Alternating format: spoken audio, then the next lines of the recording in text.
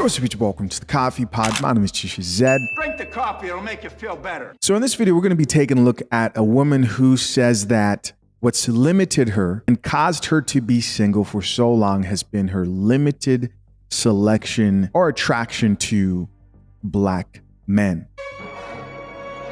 And what's interesting about this channel and my own personal opinion, and I know there are people who disagree with me in the comment section down below, I respectfully have the opinion of go where you're wanted. I encourage every man, every woman. In this day and age where dating is as challenging as it is, if you're able to find somebody who appreciates you, shows you love, is there for you, you're compatible with, your values align, I say yes. I encourage that for anybody. But I thought this was interesting because this wasn't just, I can't find a black man who's compatible enough or one who is attracted to me.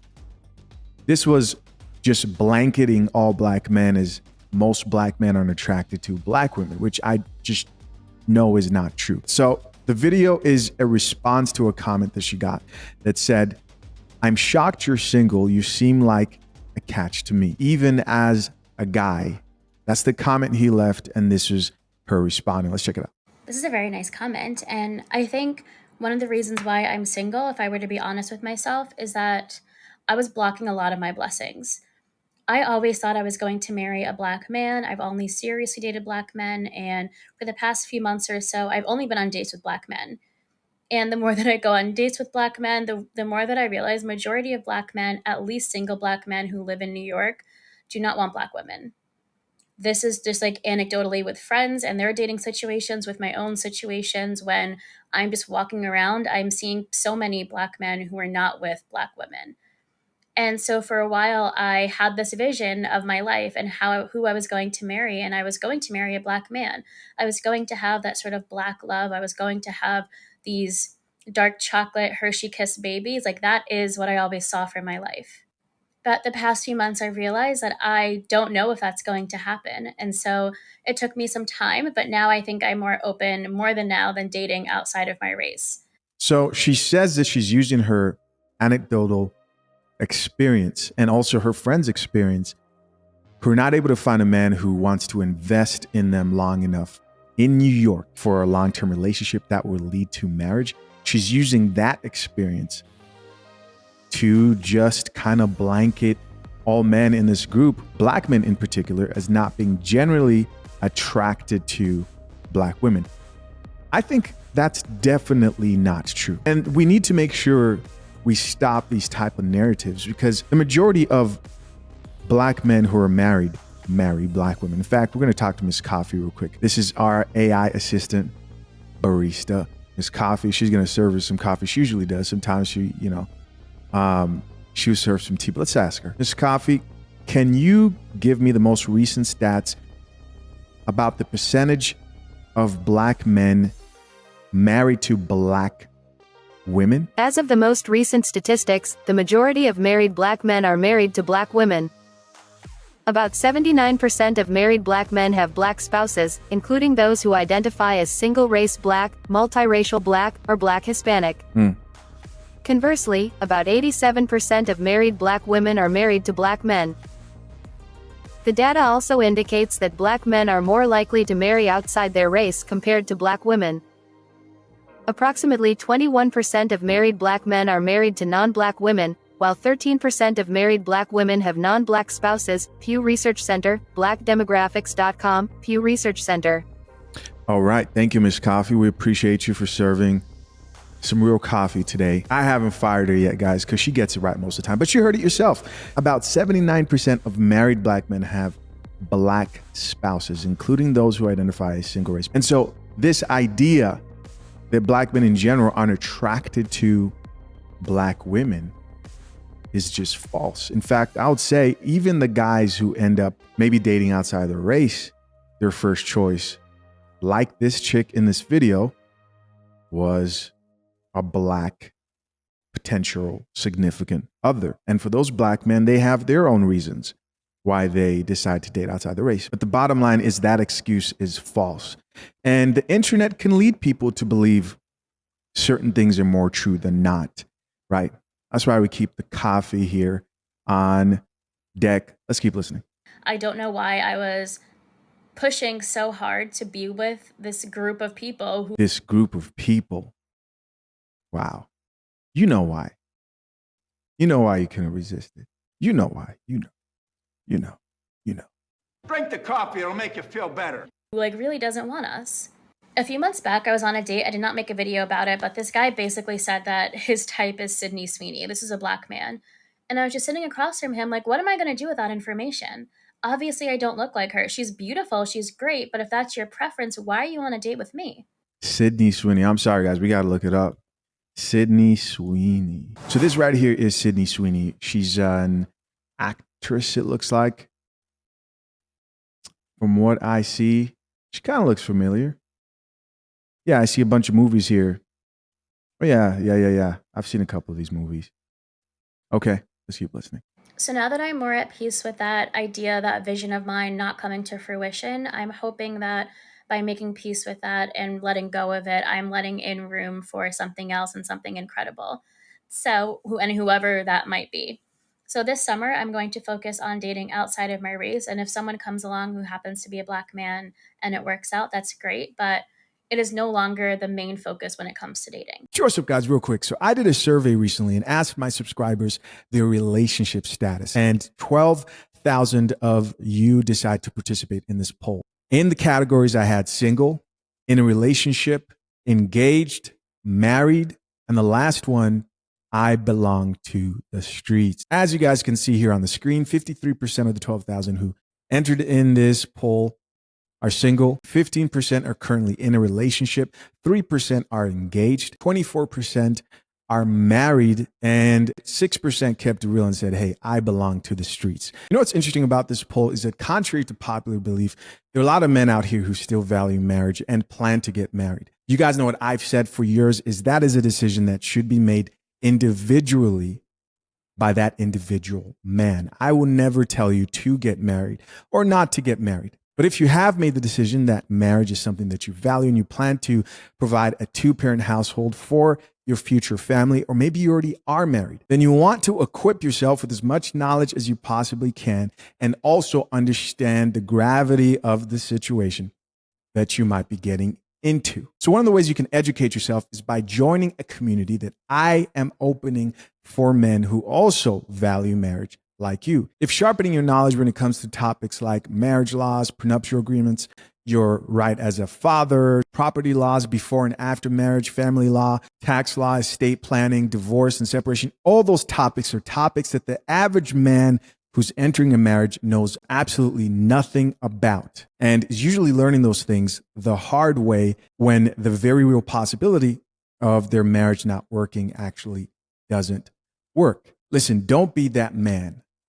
If a community of like-minded individuals who plan to maintain traditional households and value marriage today is something that will benefit you, I'd like to invite you to join Brew Brothers. We won't only talk about the legal side of marriage. We'll also talk about topics like dating, fatherhood, marriage life. And if you're already married, this is also your opportunity to serve younger men some coffee. So if this is something that you would find value in, hit the link pinned to the top of the comment section and join Brew Brothers. The first 100 members get free lifetime access, and then we're putting it behind a paywall. Appreciate you guys. Let's get back into the video. All right, guys, you heard it for yourself. She is choosing to date outside of her race. Good for her, right? But I did want to check out more of her other videos just to see, because we know that what she said wasn't true. In a lot of these cases, there's a lot more going on. There are problems with things like unrealistic standards. And so I checked out a few other videos, and here's what I found. But before we check out those videos, we're going to read a few comments here and see what other people had to say about that last video we just finished watching. This commenter, a woman, says, this was a black woman. She had the same experience on a date with the guy, and he told her his preference, this was a black man, was Jennifer Lawrence. The actual comment read, he told me his type is Jennifer Lawrence. I left him. Somebody else here says, this is real. Go where you're loved. Here's another comment that says, they don't. So this person's like, I don't believe it. Goes on to say, I'm slowly starting to open my options up. And a woman responded back to that chick and says, oh no, this is the actual content creator, the lady who's opening her options. She responded back and says, we have to. We don't have a choice. But you do have a choice. Black men are marrying black women more than they are marrying any other race. Goes on here to say it's the same down here in South Florida. Unfortunately, here's somebody else who says, I'm from New York and moved to Nashville, and I feel the same, opening up my options for sure. So let's check out another video of her here that I thought was interesting, where she's asking whether her options may be unrealistic. By the way, I'll have her TikTok in the description for people who are interested to hear more about her particular content. No more wasting time. Let's get it. Am I too picky on dating apps? Because if a man has multiple selfies, like 3 or 4 selfies on his profile, that's a no for me. If a man is wearing a hat in every single picture, that is now a no for me. If a man has a bunch of pictures of like his car, that's a no for me. If a man has a bunch of pictures with women, it's not an immediate no for me, but it's like a little bit of a red flag, but it is an immediate no. If a man has multiple pics with different women and they're all in bikinis, like that's a no for me. If a man only has group pictures and I can't see his face, that's a no for me. Like if I have to scroll through and at the last picture I realize, oh, it's this one out of the lineup, like that's a no for me. Okay, so some of these are understandable, but there were 3 of them that I thought were a little bit ridiculous, right? The selfies, that's not a big deal. Not all men know how to take proper pictures.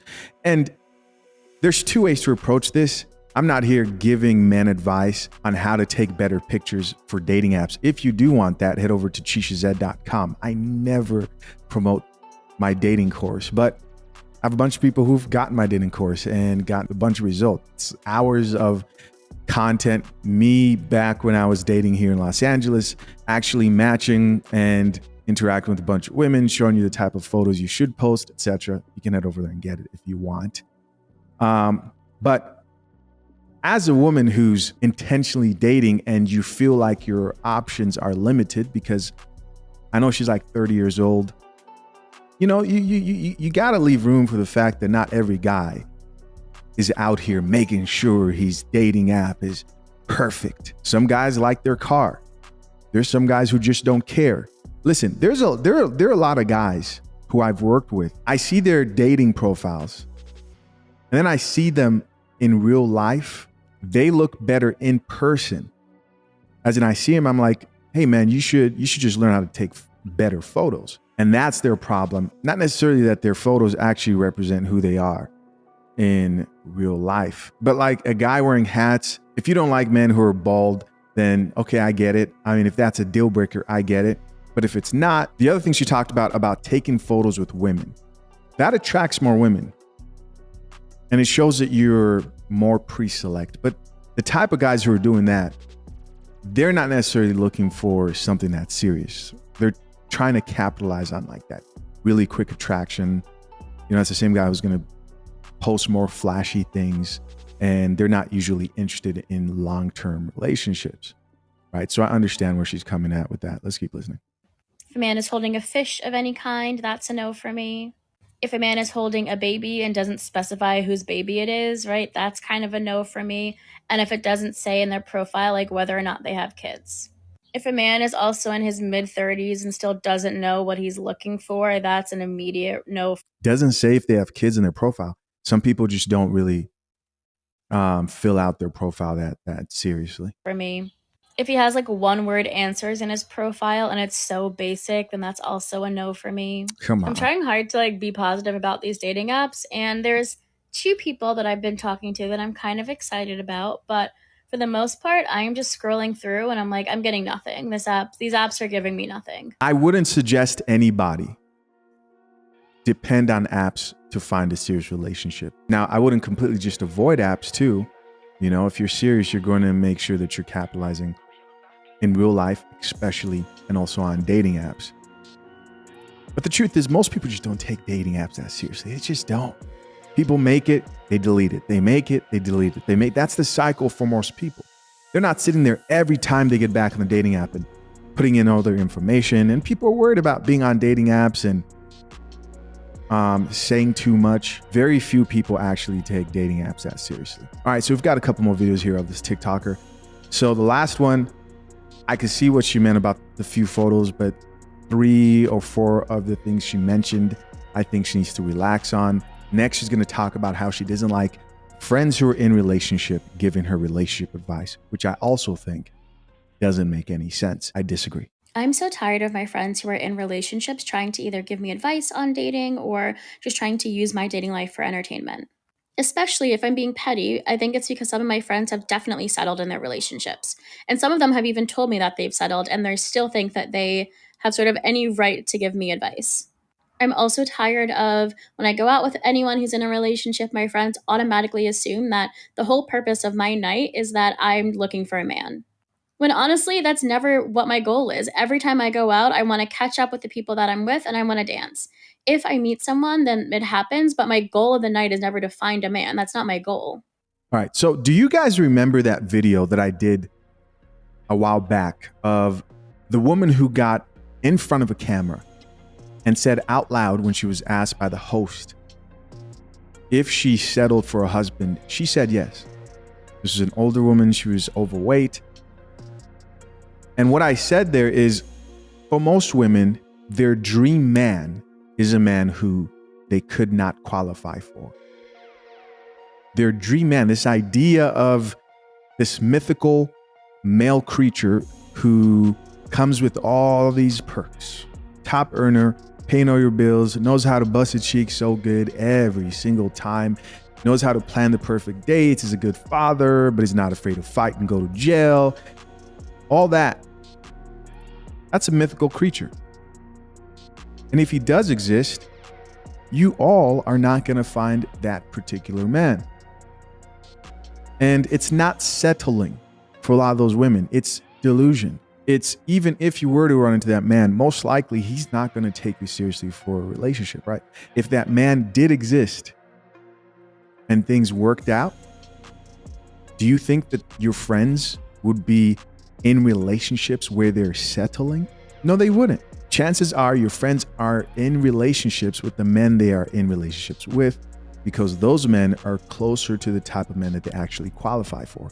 It's not settling. And you should try to listen to other people who are where you want to be. Is it by happenstance that most of these chicks who are struggling to find a man all say, I don't take advice from married women?